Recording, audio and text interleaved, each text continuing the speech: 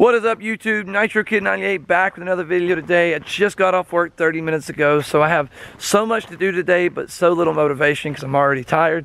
Those 6 hours wasn't a normal work day, but it was enough to make me want to go lay on the couch.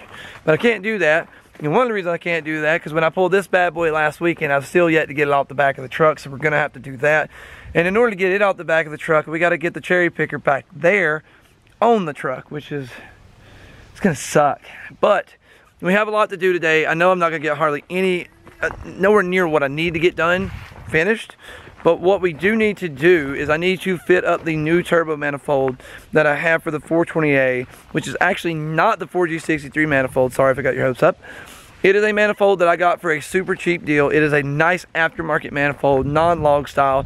Got it for such a cheap deal. I knew it'd be a great manifold to put on the car while the 4G63 manifold was being reworked and welded up to fit the 420A. My guy's doing that, but he's doing it when he has downtime, so I'm only getting a little done here and a little done there because he's actually completely reworking a couple things for me, so we have really good fitment. Everything works, everything does exactly as it needs to do. So what I'm going to do is I'm going to get this thing on the back of the truck, then we're going to get to the shop. And the one thing I really want to focus on today is getting the turbo oil and feed line done. I am not going to get the return done, mostly because that requires a lot of drilling, cutting, and welding, and I just don't have a lot of time to do that today. I got some stuff going on this afternoon. Hopefully get out of working weekends, I can get back in the shop a little bit more. I'm still focusing on the YouTube, getting it done. I really wish I could get this thing going full time at some point, but you got to start somewhere, so I know that ain't gonna happen overnight. That way I can really start throwing down on these builds and getting it done, because I really want to get this car on the track, and it's just such a slow process. Right now though, I'm gonna get that guy loaded on the back of that guy loaded on the back of the truck, and then we'll head up.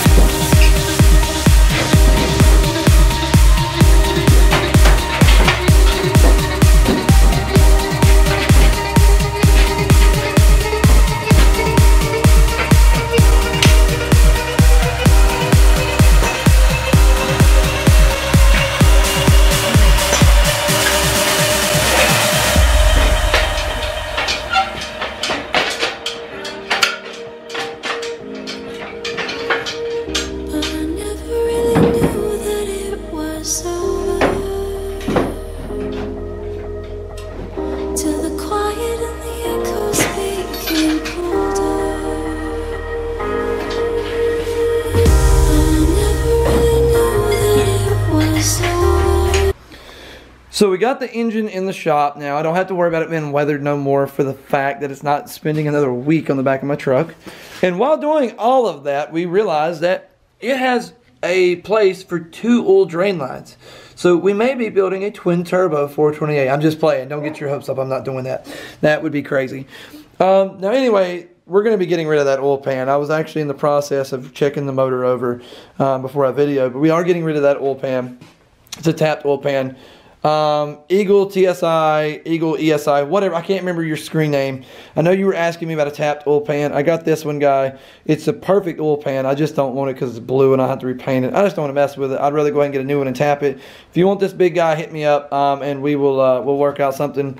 But anyway, the biggest thing that we're going to do is once we get it mounted up on the stand next weekend, because I don't have enough hardware here today to do it, and realistically I don't have the time to do it. The only reason we wanted the cylinder head is because of these Crowler titanium retainers and the Crowler springs.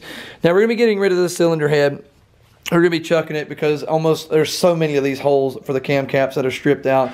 And I know people are going to tell me to helicool them, but a lot of the ones that are stripped out actually have been previously helicooled, and they're just garbage now. And there's like 4 or 5 of them that take different size bolts than the factory bolt. So it's just a headache. It's a mess. And when you go to take it apart and then refurbish it, you got to remember what bolt goes where, this, that, and the other. And I just don't feel like that dealing with that, so we're not going to deal with that at all.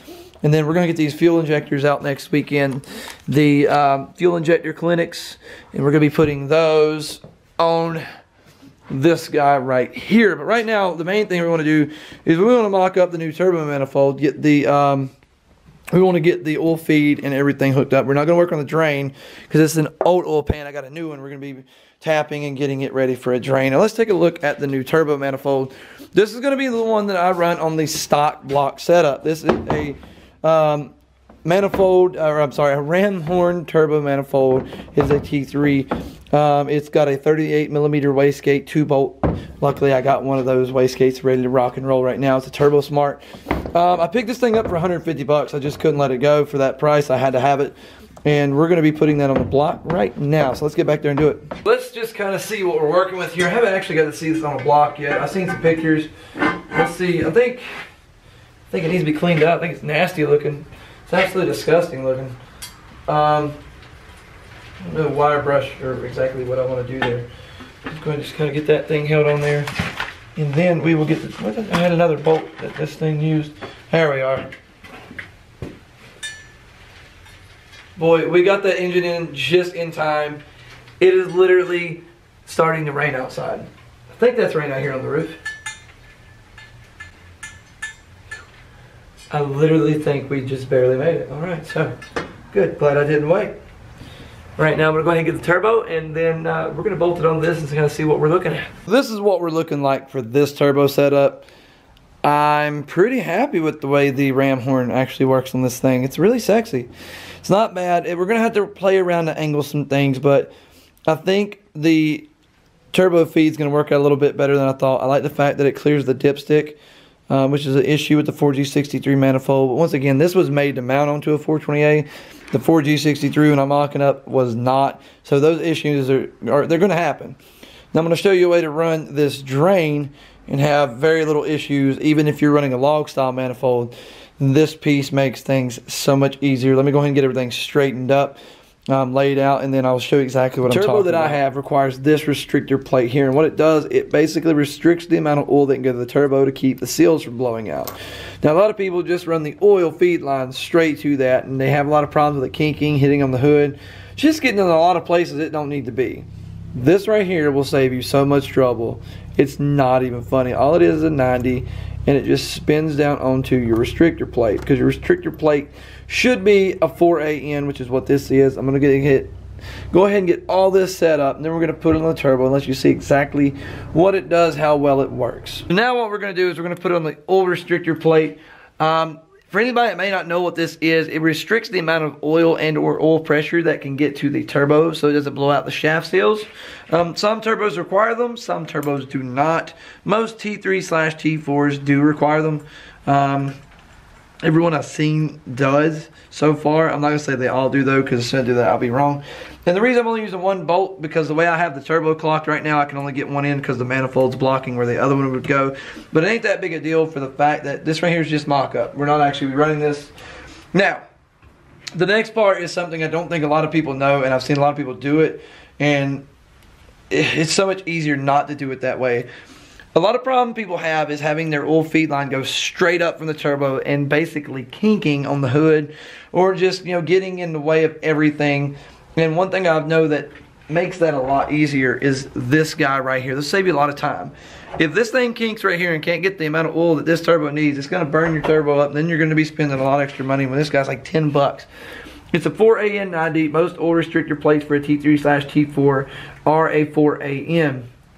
So what you're going to do is put this guy on there, tighten her down. There's a couple of different ways of sealing the threads on this stuff. One is Teflon. I'm not a fan of it. I know a lot of people use it and swear by it. I'm not that big a fan. I actually use thread sealer from Permatex. I like it a lot better. It's something we use a lot at where I work for things that actually see pressures over 200 and 210 psi. And from what I know, we've never had anything fail in the field because of the thread sealant. Now what we're going to do is we're going to take this guy right here. I'm going to straighten him out. Lord, that thing doesn't want to straighten out for nothing. We're basically going to run this to the back of the block. Right there. Well, if it works with me, it doesn't be a dick. Alright, and run this guy in. This is where your 90 comes in such a hand. Look at that, guys. That's clean. Now, none of this stuff's actually like locked down or anything, but that's about how we're going to run it. And I'm actually going to put something right here on the side of the block, basically this bolt hole, and then probably in that one, basically, that holds the feed line there, so it's a nice clean look and keeps it from getting in the way or getting damaged. Now, the turbo that I bought came with a 1/8 MPT block. What that's going to do is allow me to tap into where the oil pressure sensor is in the back of the block. Now, the one thing I didn't think about is I don't have anything to basically come from the block to go out the screw into this.